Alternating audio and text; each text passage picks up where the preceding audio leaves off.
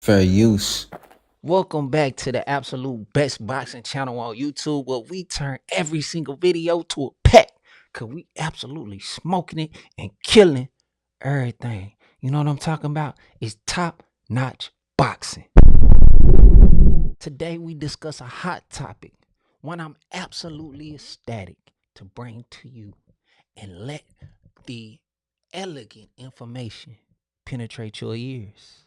It's going down. We have breaking news coming out of Dallas, Texas. That's right. Coming out of Dallas, Earl the Big Fish, the Truth Spence Jr. is set to return to the ring early 2026.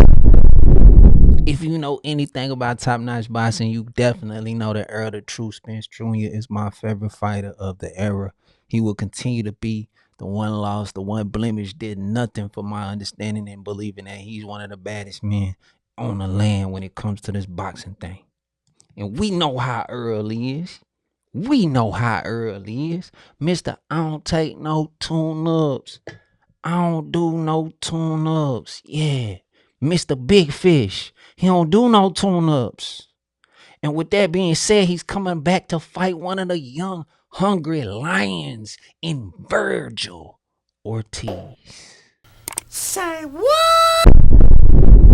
Negotiations are already going on from what I'm hearing. And word is coming out that they are negotiating an epic, massive pay-per-view fight at Dallas Cowboys Stadium. Now, if you're not a casual and you pay attention to the fight world, then you know that during Virgil's last fight, he actually was asked about fighting Boots next. And this is the response we got when he was asked that question. It doesn't matter who's next. If I had to pick, I'm gonna be honest, it would be Spence because that's my dream fight. I've been calling it since AT&T. AT&T. There you go, at the Cowboys Stadium, and I just think that's my dream fight. And I don't care what anyone says about it. You heard him. He said Spence is his dream fight. So he was already letting everybody know what it was. And then to double down on that, the promoter of Virgil Ortiz, we all know who that is. Of course, it's Oscar De La Hoya. And Oscar had this to say. Oscar Spence was in the arena, in the building. I don't know if you saw Errol Spence. Oh, I did see him. You did see him. Interesting. We've talked about Virgil is in such a good place right now. If we don't get favorable negotiations, then we can always go to Errol Spence. Now, of course, all of this led to a bunch of speculation. And all of that speculation was even magnified when Earl the True Spence Jr.'s fighter, Frank the Ghost Martin, went on Brian Custer's podcast, The Last Stand. And Brian Custer said this. You know, obviously you're still working with Errol Spence. Is he still your promoter? Yeah. You know, we spoke on the phone. He talked about that he's coming back. He said he's had some work with Breadman. He's worked with Roy Jones Jr. But wants to come back. He said at 154. One of the things he's talked about is Virgil Ortiz in Dallas. He believes would be a really big fight. You heard it there. Now, to me personally, Earl the Truth Spence, prime Earl the Truth Spence Jr. swallows Virgil Ortiz whole in one bite like a Jaws movie. Not even close.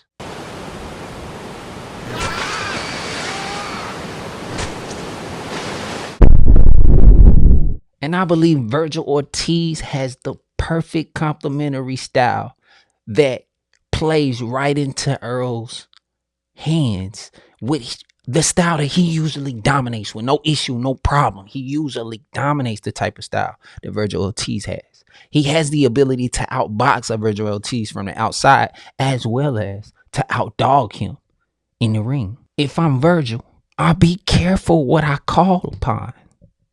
You say it's your dream fight, but what exactly are you calling? You can put the hook out there, but you gotta be careful what you reel in. 100 meters. Jermaine, move! It's too late! She's coming in too fast! 50 meters. 20 meters. Jermaine, get out of there! You know what I mean?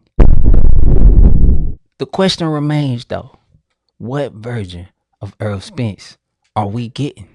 Can he still take a punch? We have to ask ourselves, was he actually weight drained? Because a lot of people do not feel like Spence was himself in the Crawford fight, that something looked off. Was he weight drained? Had he depleted himself at 147? And is 154 gonna show us Spence at a whole different level? All of these questions must be answered. If you go back and watch the Crawford fight, you'll see that it wasn't like he was getting hit with these massive shots that he couldn't take, that was just dazing him and knocking him out. What was happening was Crawford had an immaculate game plan, and his timing was impeccable in that fight.